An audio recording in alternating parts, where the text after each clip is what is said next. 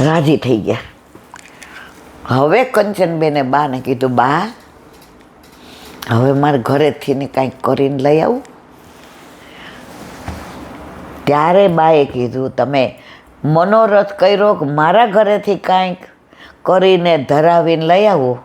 આ એક બાનામાં પ્રભુ તમારાથી રીઝી ગયા અને તમારા ઘરે પધાર્યા. તમારો તાપ હતો તો પુષ્ટિ માર્ગમાં સૌથી મોટો મનોરથ વૈષ્ણવને કણકો લેવડાવવાનો. અને સૌરાષ્ટ્રમાં તો આજની તારીખમાં આમાં લૌકિક ન હોય. ઘણા એમ કે અમે નથી લેવડાવ્યો તો તમારું ઘર ઘોડી ઘોડી કેમ અવાય. આ બધો વ્યવહાર મારા વાલા લૌકિકમાં હોય કે તમે મને જમવાનું કહો મારે તમને ના ના ના.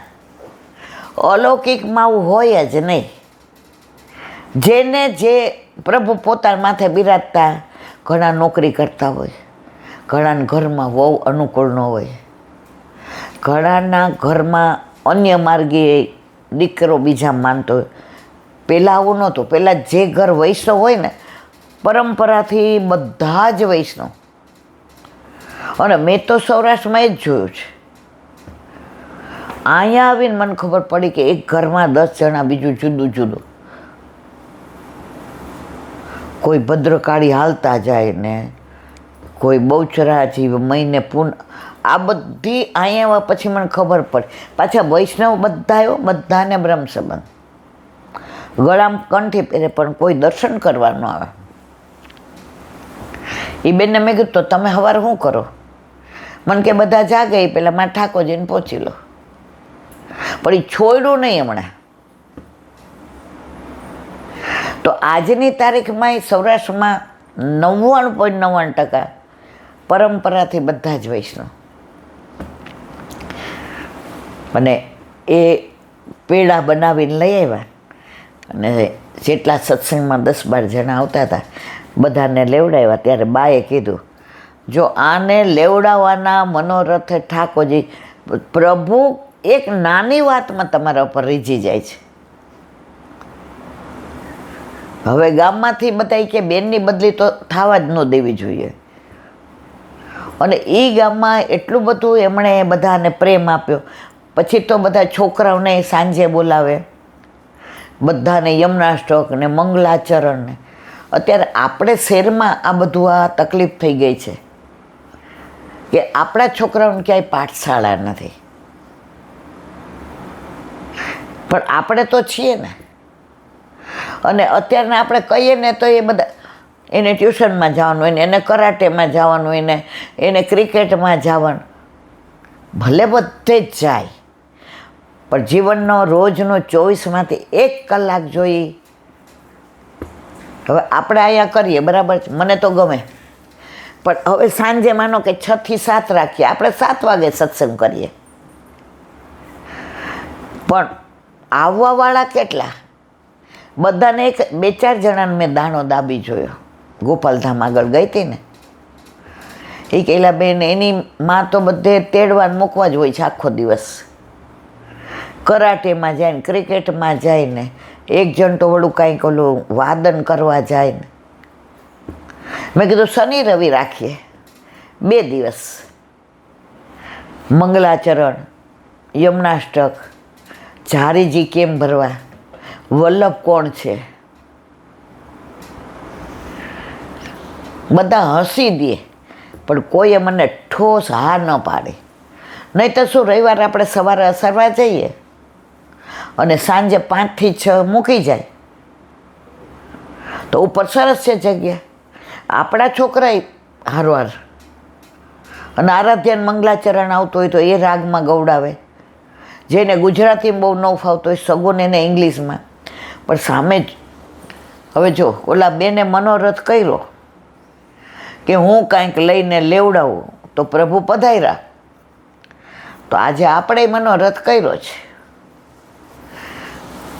આપણી આ અરજી, બાકી એની મરજી. તો મારે કહેવાનો આશય છે કે પ્રભુ એક નાની વાતમાં રીઝી જાય છે. જે દાખલો આપ્યો તો એ કે એક છોકરું હતું વરસનું, એવું કજીએ ચડ્યું, એવું એને દાદી રમાડે, એના દાદા એ કે બાર આંટો મરાવે, એના કાકા એ કે હિંચકા ખવડાવે, એની ફઈ તો એ કે ઘોડિયામાં ગાતી જાય, પણ આંખો બંધ કરીને રડે. એની મા એ કે ખોડામાં લઈને એને સ્તનપાન, આંખો બંધ કરીને રડે. બધાય મૂંઝાણા. હવે કે ઓલી હિંગ ભરી ને ત્યાં બાજુમાંથી નાની ટેણી આવી 5-6 વર્ષની. એની મમ્મીએ કીધું જો લાલો રડે જા. તો આવી તો અંદર બધા એને ઓલું કરતા હતા કે આને છાનું કે, તો આવીને એને ઓલી સાંકળ હતી ને, પહેલાંના જમાનામાં અડાન સાંકળ હતી, હવે તો એ બધું ગયું.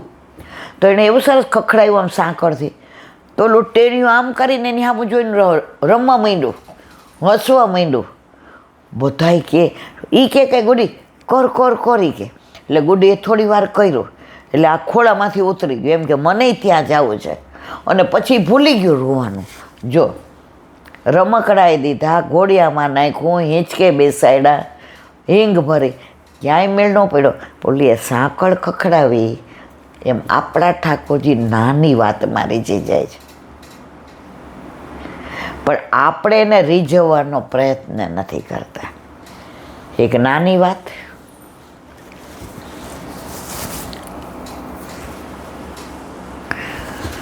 એક ગુરુદેવ રસ્તામાંથી જતા હતા કે ચાતુર્માસ કરવો છે તો આ 2-3 દિવસમાં નક્કી કરી લો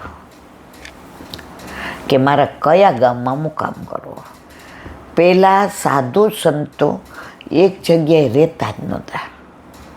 4.5 મહિના ચતુર્માસ એટલે કે વરસાદ પહેલાં હેલી થતી, અનરાધાર વરસતો, જીવજંતુઓ, નદીઓમાં પૂર આવે. એટલે એ 4.5 મહિના આજે તમે જુઓ ને તો બધા ચાતુર્માસ કરે. અને સંતો મહંતોય આજે 4.5 મહિના બાકી તો સાધુ ચલતા ભલા. ભાગવતમાં આવે છે કે સુખદેવજી કોઈને ત્યાં મધુકરી કરવા જાય એટલી જ વાર ઊભા રહીએ. કેટલી વાર? ગાયને દોતા જેટલી વાર, આ ભાગવતમાં લખ્યો છે, એટલી વાર ઊભા રહીએ, નહીં તો ત્યાંથી નીકળી જાય. તો હમણાં જોયું તો ગામ આવ્યું તો ખડખડ નદી વહેતી હતી, સરસ મજાનો પીપળો હતો ને એવો ઘોઘૂર અને એવી વડવાઈ કે એને એમ થયું કે વરસાદ આવે તો અહીં ઓલું તાપડું નાખી દઈએ તો અને પહેલાં સંતોનો એવો નિયમ હતો કે ગામમાં નહીં જવાનું, ગામની બહાર જ. આપણા વલ્લભ સાક્ષાત પુષ્ટિ પુરુષોત્તમ હતા નહીં, છીએ, પણ ક્યાંય એમના બેઠકથી તમે ગામમાં નહીં જોયા હોય. હા, હવે 550 વર્ષ થયા એટલે ગામ એટલું ડેવલપ થઈ ગયું કે હવે બેઠક સુધી પહોંચી ગયા. આ નરોડાના બેઠકથી 50 વર્ષ પહેલાં અમે જોયા છે, સાવ વગડો, આજુબાજુ કોઈ ડેવલપમેન્ટ ન. એટલે આપણા વલ્લભે બધા ગામની બહાર જ 84 બેઠકો. તો ત્યાં પછી બધાને ખબર પડી જાય કે આ સાધુ મહાત્મા અહીંયા રોજ બધાએ નક્કી કર્યું કે આપણે એક જણા, કારણ કે ગામમાં સાધુ મારા ત્યાં હું નહીં આવું. અને એમણે કીધું કે તમે કાચું સીધું લાવજો, હું કોઈના ઘરનું રોજ આવે બધા. હવે એક દિવસ જે ગામના મૂળ શેઠ હતા એનો દીકરો બેઠા બેઠા લીલામ પહોંચી ગયો. એટલે શેઠ ન આવ્યા અને ગામે હિપકે ચડ્યું. પણ સાંજે ઓલો ચતુર્માસને નિયમ કે ભાઈ રોજ સત્સંગમાં તો જવું છે. જો શરીર બગડે ને એટલે ડૉક્ટર એમ કે હવા ફેર કરવા જાઓ, હવા ફેર કરીએ એટલે શરીરમાં સ્ફૂર્તિ આવે.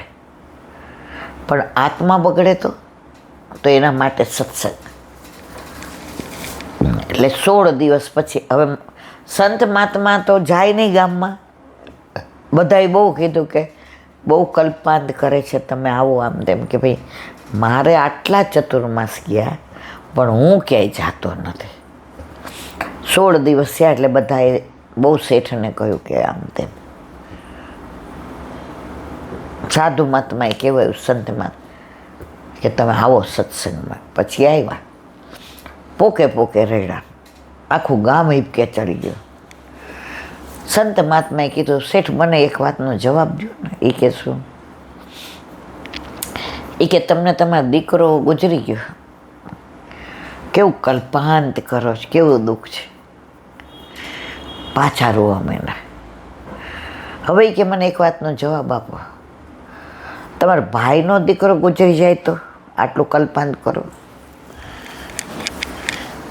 એ કે દુઃખ તો થાય પણ, જો શું તમે બોલ્યા, દુઃખ તો થાય પણ, હવે પણમાં અમે બધાય સમજી ગયા. એ કે શેઠ તમારા પાડોશીનો દીકરો ગુજરી જાય તો કેવું દુઃખ થાય? એ પાડોશી એટલે આપણને થોડું દુઃખ તો થાય પણ, એ કે શેઠ ગામમાં કોઈનો દીકરો ગુજરી જાય તમે ઓળખતા નથી અને સામે નનામી મળે ને તમે પૂછો કોનો, તો કે ફલાણા ભાઈનો. એટલે તમે શું કહો, હા તમે ઘરે આવીને 56 ભોગ શેઠાણીએ કર્યા હોય, તમે ખાઈ લ્યો કે નહીં? એ ક્યાં સંત મહાત્માએ કીધું, જો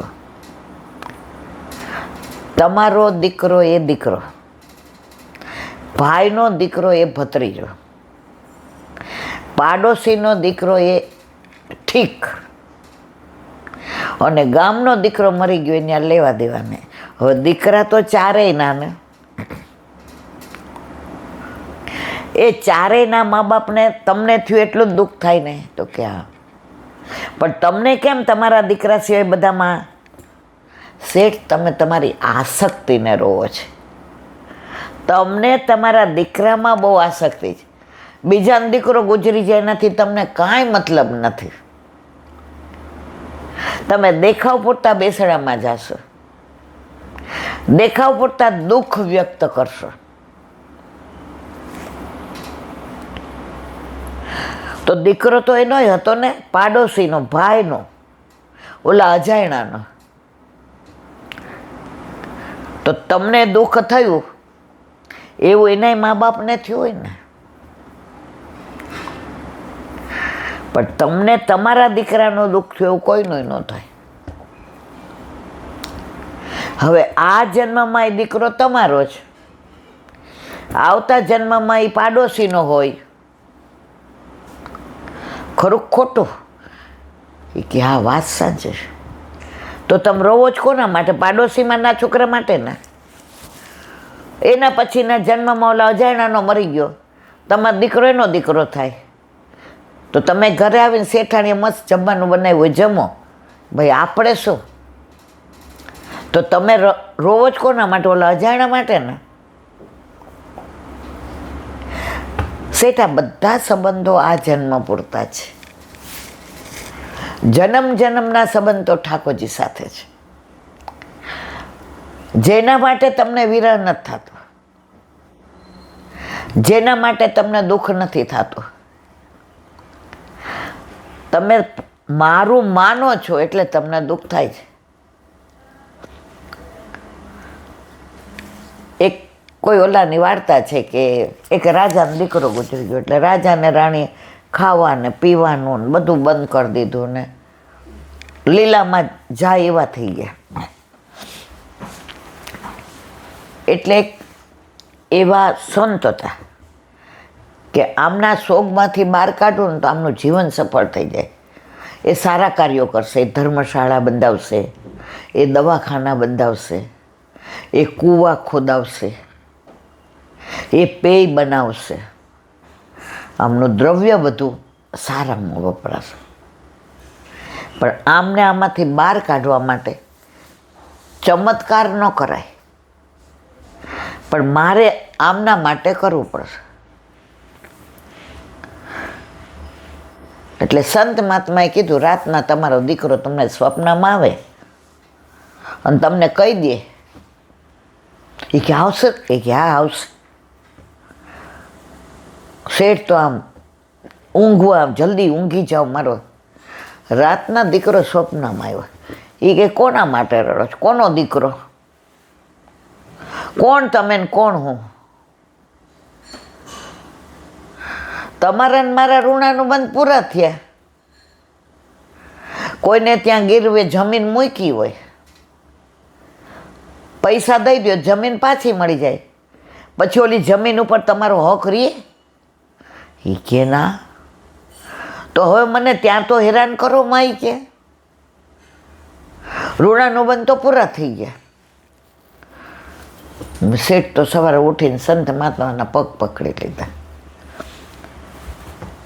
એ કે અઘરું છે પણ સમજાઈ જાય તો સહેલો છે. પુષ્કળ સંપત્તિ હતી. ગામને એવું રળિયામણું બનાવ્યું ને, સ્કૂલ બનાવીને, ધર્મ એ જમાનામાં તો વટે માર્ગીઓ નીકળે ને એટલે ધર્મશાળાઓ હતી.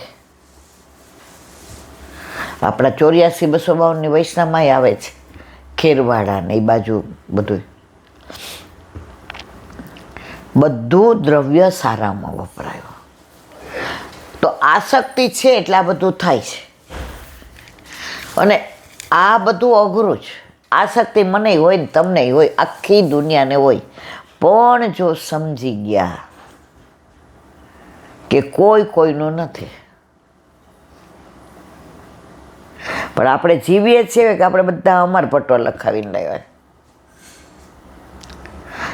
કોઈએ અહીંથી છોડીને જાણે બધું ભેગું લઈ જવાનું હોય ને એમ ભેગું કરીએ છીએ.